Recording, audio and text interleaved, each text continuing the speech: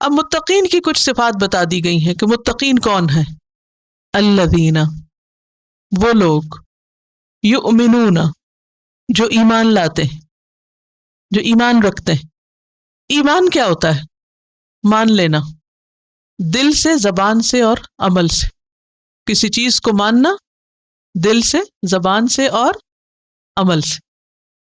یؤمنون بالغیب، غیب پر. غیب کا لفظ جو ہے ان چیزوں کے لیے آتا ہے جو نگاہوں سے اوجھل ہوں، جو نظر نہ آئے. غیب کیا ہے؟ جو نظر نہ آئے. تو ہمیں بہت سی چیزیں نظر نہیں آتی. مثلاً اس دیوار کے پار کیا ہے، آپ کو تو کچھ نظر نہیں آ رہا، تو پھر تقویٰ کے لیے ضروری ہے کہ ایمان لایا جائے کہ اس دیوار کے پار جو کچھ ہے وہ سب مانتی ہوں میں. کیا مطلب ہے پھر؟ جن چیزوں کو ماننے کے لیے کہا گیا ہے، یعنی الغیب ہے، غیب نہیں ہے. کیا ہے؟ الغیب. تو ال کا کوئی مطلب ہے نا پھر. خاص غیب کی چیزیں جن پر ایمان لانے کا حکم ہے. اور کون کون سی چیزیں ہمیں نظر نہیں آتی؟ نمبر 1 اللہ سبحانہ وتعالی، نمبر 2 فرشتے، نمبر 3 آخرت، جنت، جہنم ہم نے نہیں دیکھی لیکن ہم مانتے ہیں، اور انبیاء ہم نے نہیں دیکھے. ٹھیک ہے. تو یؤمنون بالغیب، جو ایمان لاتے ہیں غیب پر، وہ متقی ہوتے. اچھا، غیب کا اپوزٹ کیا ہوتا ہے؟ حاضر. اگر یہ کہا جائے وہ حاضر پر ایمان لاتے ہیں تو اس میں کوئی کمال کی بات ہے؟ مثلاً آپ یہ قلم دیکھ رہے ہیں، اگر کوئی کہے میں اس قلم پر ایمان لاتی ہوں، اس میں کیا کمال ہے؟ سب کو نظر آ رہا ہے، سب دیکھ رہے ہیں. کمال کس میں ہے؟ کہ جو نظر نہیں آ رہا اور ہمارے خالق نے کہا اس پر ایمان لاؤ، اور ہم کہیں ہم مانتے ہیں. آپ نے کہہ دیا، ہم نے مان لیا، سمعنا و اطعنا. ورنہ دیکھ کے ماننا تو ماننا نہیں. دیکھ کے کون مانا تھا؟ فرعون مانا تھا دیکھ کے. اس نے جب دیکھا کہ موت کے وقت وہ فرشتے نظر آئے ہوں گے، اس وقت کہا جب ڈوبنے لگا کہ میں رب موسیٰ پہ ایمان لاتا ہوں. تو اس وقت کیا کہا گیا؟ اب ایمان لائے. اب تو ایمان لانے کا فائدہ ہی کچھ نہیں، اب تو ایمان لانے کا وقت نہیں، وہ تو ہو گیا، گزر گیا. تو تقویٰ کی پہلی علامت کیا ہے؟ اللہ سے ڈرنے کی پہلی علامت کیا ہے؟ غیب پر ایمان. اور غیب کیا ہے؟ الغیب، جس پر اللہ نے ایمان لانے کو کہا، اور جس پر اس نے ایمان لانے کو نہیں کہا اس کو مانے یا نہ مانے کوئی بات نہیں.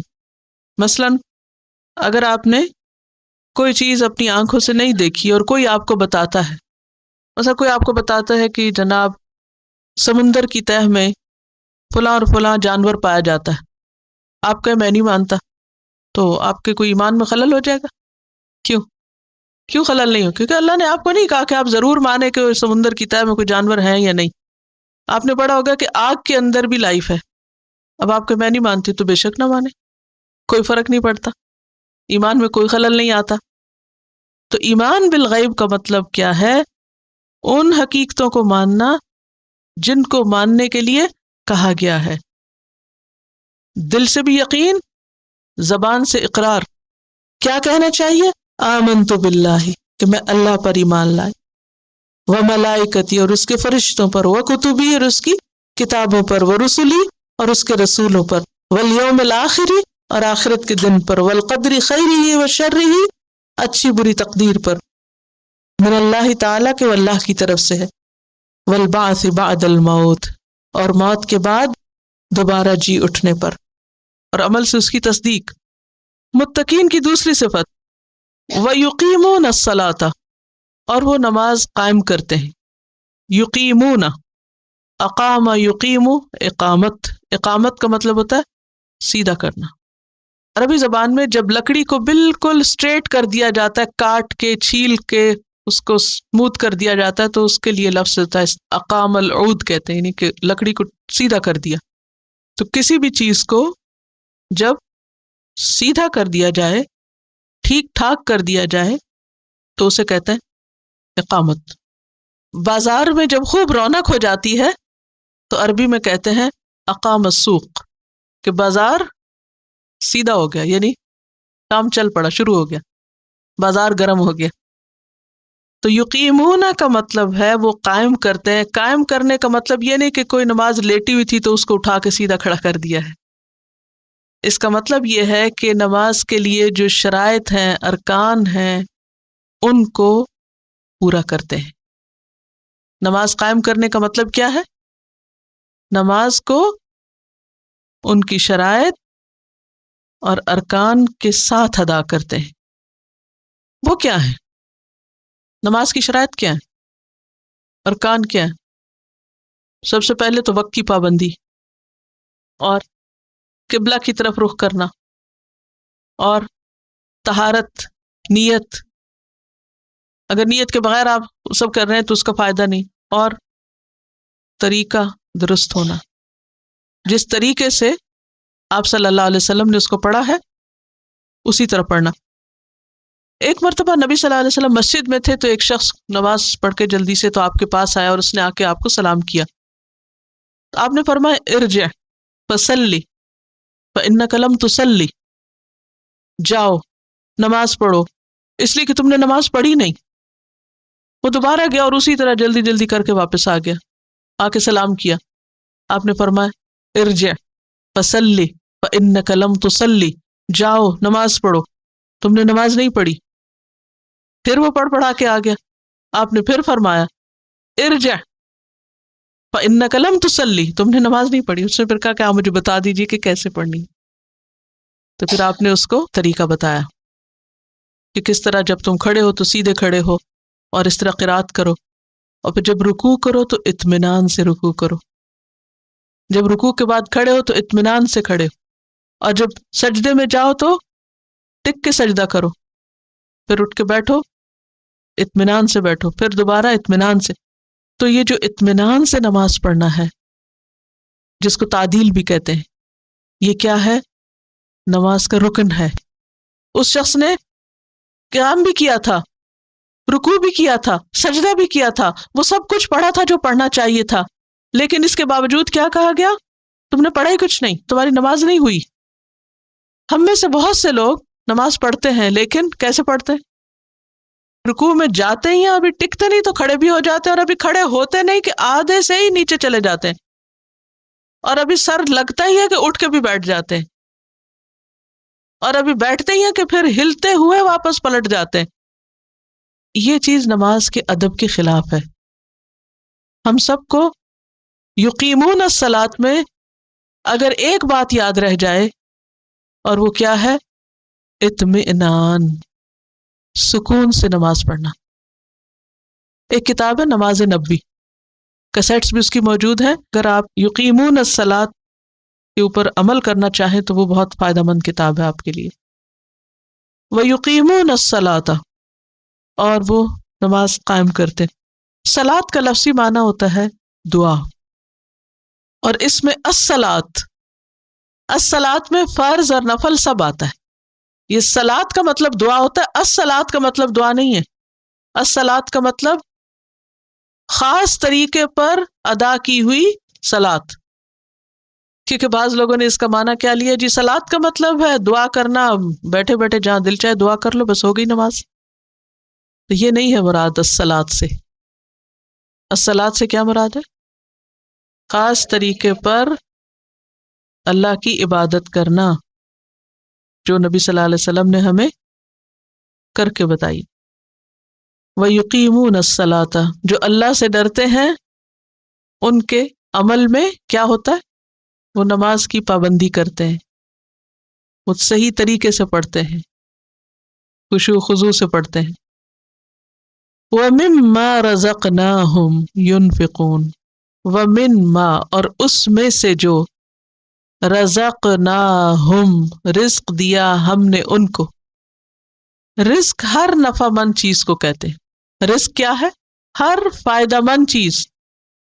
جو فائدہ مند چیزیں ہم نے ان کو دی ہیں وہ کیا کرتے ہیں؟ ینفقون، صرف خود نہیں اپنے اوپر خرچ کرتے بلکہ اسے آگے بھی دیتے، اسے رکھ نہیں لیتے، خرچ کرتے.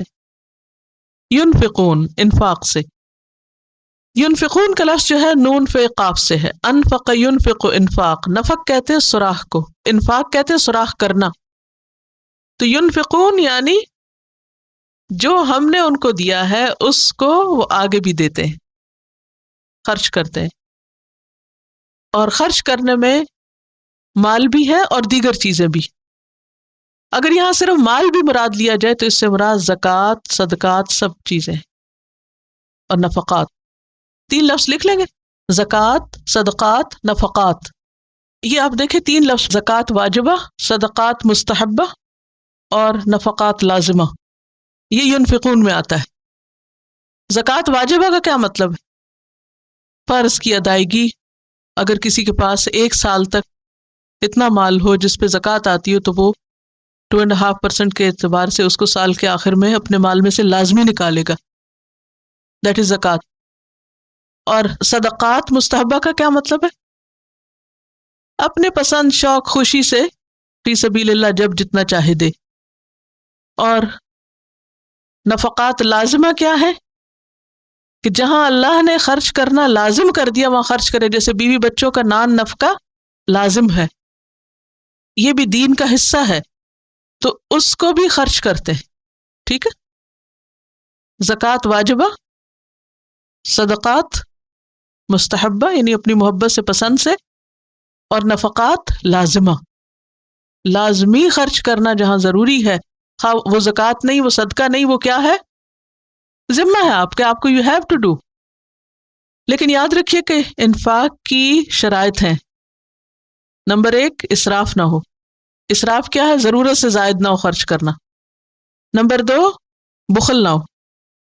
بخل کیا ہے؟ جہاں کرنا چاہیے وہاں نہ کرنا. اور نمبر 3 اقتصاد ہو کہ جو جتنا کرنا چاہیے وہ انسان کرے. نہ اسراف نہ بخل، بلکہ کیا؟ اقتصاد. اقتصاد اعتدال کے ساتھ خرچ کرنا. حدیث میں آتا ہے ما نقصت صدقۃ من مال، صدقہ کرنے سے مال کم نہیں ہوتا. جتنا خرچ کرتے جاؤ گے اللہ تعالیٰ اور ڈالتا جائے گا اور دے گا. تو متقی انسان کون ہوتا ہے؟ جو ایمان رکھتا ہے، جو نماز ادا کرتا ہے، جو مال خرچ کرتا ہے. اور رزق میں چونکہ ہر فائدہ مند چیز ہے تو اس میں علم بھی پھر آ جاتا ہے اور باقی چیزیں بھی، جو بھی انسان کے پاس وقت ہے، کوئی آپ کے پاس ٹیلنٹ ہے، کوئی اللہ نے آپ کو خاص قسم کا کوئی صلاحیت دی ہے، تو ان سب سے وہ بہترین کام لیتا ہے. ایسا شخص قرآن سے حقیقی معنوں میں رہنمائی پاتا ہے، کیونکہ اس کو پھر ضرورت محسوس ہوتی ہے کہ قرآن مجھے کیا بتاتا ہے، کیونکہ اللہ کے علاوہ کوئی نہیں جو اپنی مخلوق کو سمجھے اور اس کی صحیح طور پر رہنمائی کر سکے. آپ اگر اپنے ٹیکسٹ کو سامنے رکھ کے دیکھیے کہ کیا سمجھ میں آتا ہے. ذالک الکتاب لا ریب فیہ ھدی للمتقین الذین یؤمنون بالغیب ویقیمون الصلاۃ ومما رزقناہم ینفقون. تو اس سے پتہ یہ چلتا ہے کہ اگر ہم چاہتے ہیں کہ کتاب سے ہم کو فائدہ ہو تو کب ہوگا؟ جب یہ کام کریں گے.